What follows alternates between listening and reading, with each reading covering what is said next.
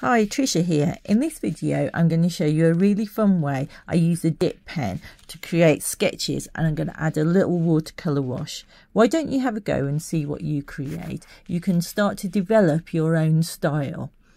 Let's get started.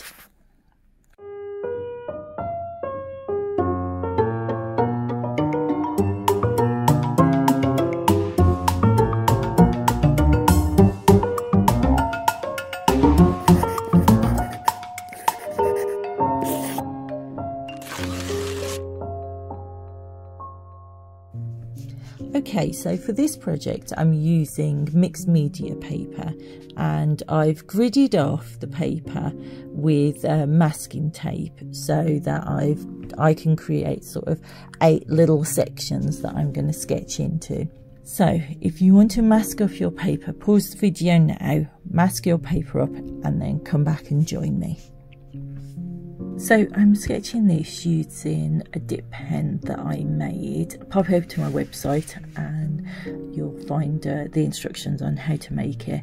If you haven't got anything like this, then you could use just a stick or a piece of bamboo sharpened to a little point, dipped into your ink, or obviously if you've just got a regular metal pen, dip pen, metal nibbed dip pen, you can use that. You might want to use a drawing pen or a lining pen if you want to do that.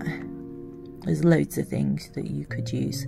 I'm also using Daler Rowney, the FW Acrylic ink, and this is like an indigo ink that I'm using. So you can choose for yourself whether you want to work from your imagination, from photographs that you've taken, whether you want to search on the internet and have a look for images, your choice. I'm working from some photographs that I've taken on various holidays, and I just keep a selection of them that I can dip into and just find sort of nice ideas and little vignettes to work from. I'm using a continuous line sketch here. It isn't exactly, that's a bit of a cheat, but pretty much a continuous line. So I'm not worrying about being super accurate. I'm just trying to follow the sort of the flow of the line, and that's really nice when you're using a dip pen. You get a really nice mark.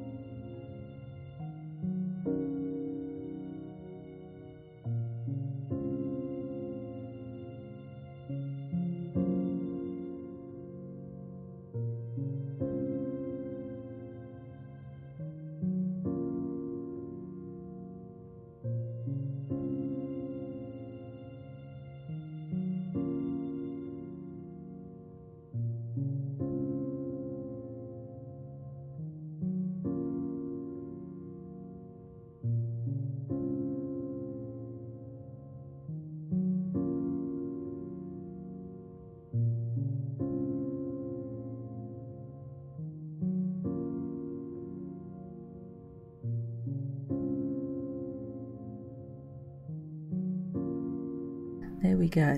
So let's think about adding some colour onto these.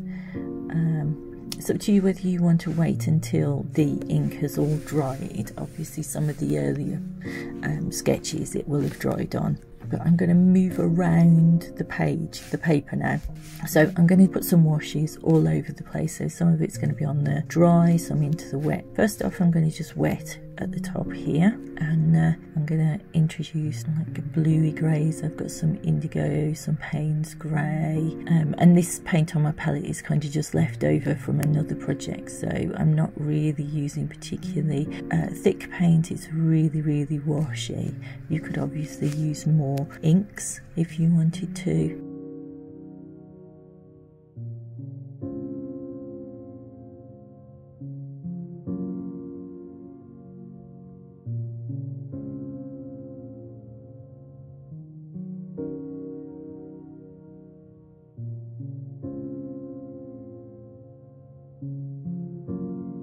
I've got like burgundy red colour here that I'm going to add on. I'm going to try not to actually add on too many colours.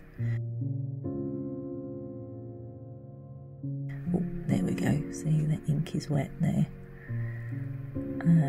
Yeah, I'm going to try not to add on too many colours. You can get a bit overwhelmed, and I don't really want to colour in all the details. I just want to sort of keep these washes quite light and loose, of course.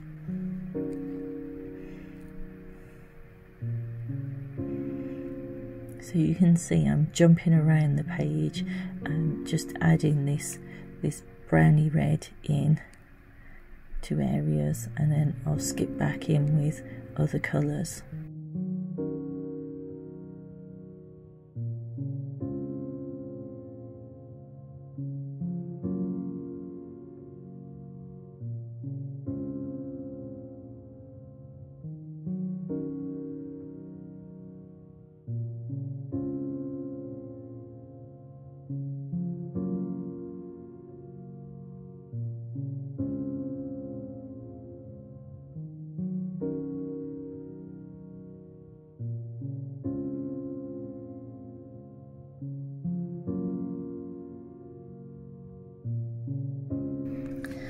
Okay, let's add a little bit more water on here. So I'm wetting the surface. As I said, I'm using a mixed media paper, and it's about 250 gram paper, so it's not really thick, so it's not going to take a lot of wetness. So I just need to be careful how much water I'm adding.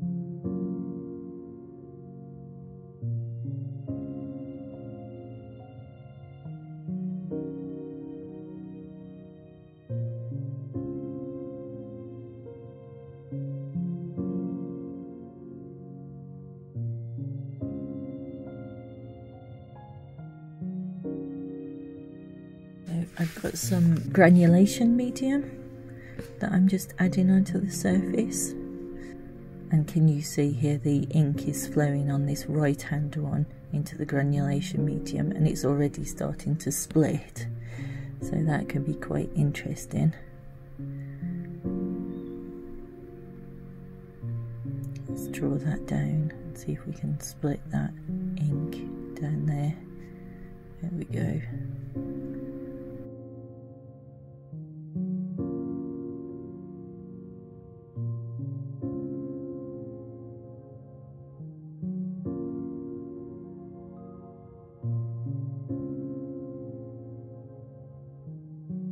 I'm going to add some more colour onto my palette and add a little bit of green in here. These are the Daniel Smith granulating watercolours. If you want to know about this set that I've got here, I've got a video all about creating little washes with these.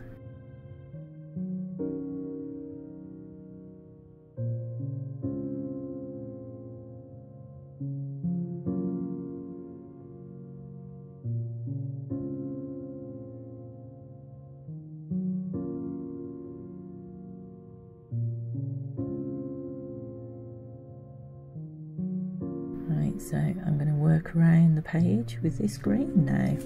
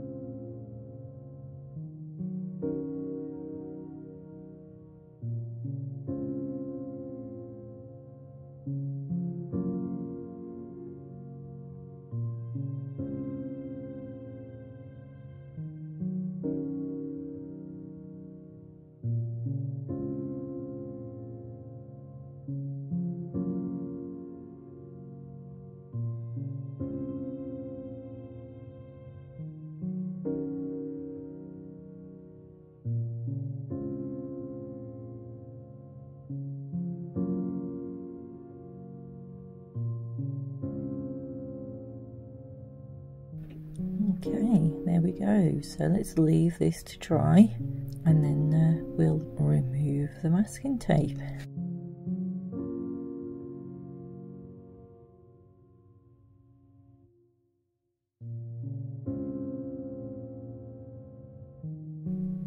Take your time peeling the masking tape off, because sometimes it can rip the paper, so be really careful what you're doing. If you're finding that it's starting to pull the paper, you can actually use like a hairdryer and you can warm it up, and that will help it sort of unpeel, get the sticky moving a bit more, and it'll come off a bit cleaner. Once you've finished your project, obviously you could just frame it up like this. It looks really great as a whole page, but you might want to cut it up into little sections, so frame each one. You might want to use these for cards, or of course just put them into your sketchbook. I'd love to see what you produce after this project. Join me over on my student chat room and post your work. I can't wait to see it. Thanks very much for watching. See you next time. Bye bye.